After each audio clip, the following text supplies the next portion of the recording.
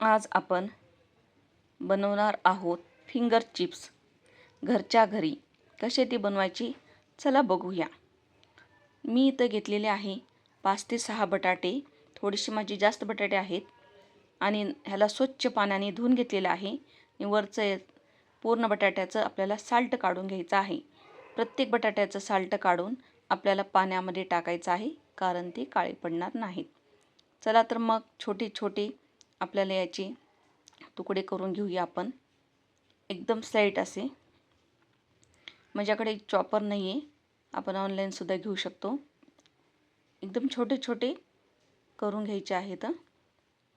जाड पातळ असं होऊ नये, एकसारखे समान करायचे आहेत आपल्याला.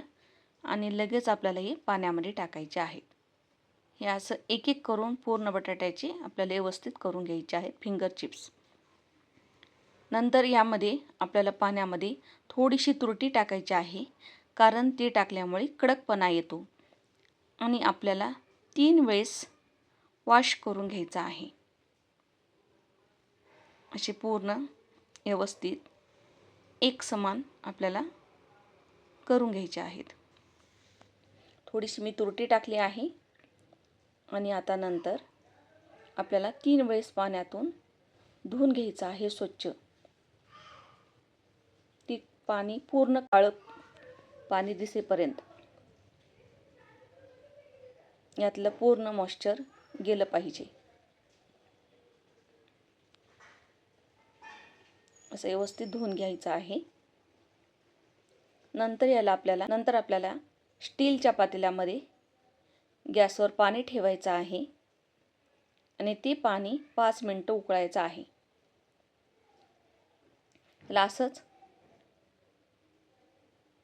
व्यवस्थित कॉप झालेले आहेत. हे पाहू शकता. सुंदर असा कडकपणा सुद्धा आलेला आहे.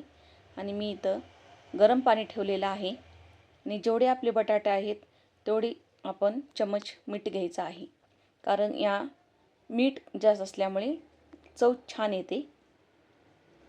पाण्याला उकळी आलेली आहे आणि मी आता हे पाण्यातून काढून त्यामध्ये टाकणार आहे. असं पूर्ण पाणी निथळून आपल्याला व्यवस्थित टाकायचं आहे.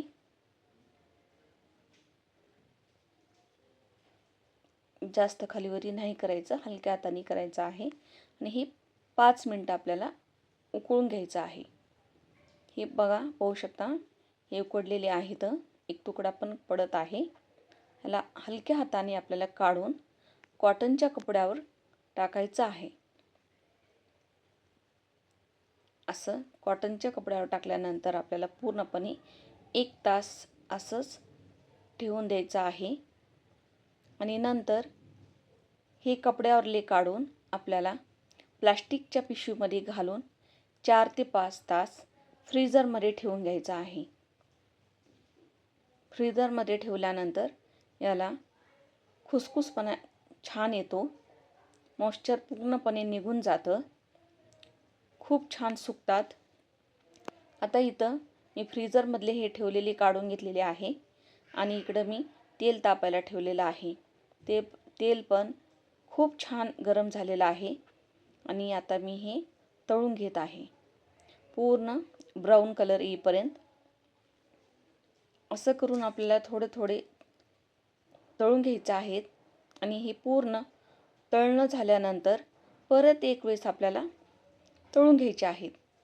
एकसारखं तळल्यानंतर एकदम खूप छान ब्राऊन कलर येतो आणि कडकपणा येतो. पाहू शकता ना, बाहेर जायची गरजच नाही.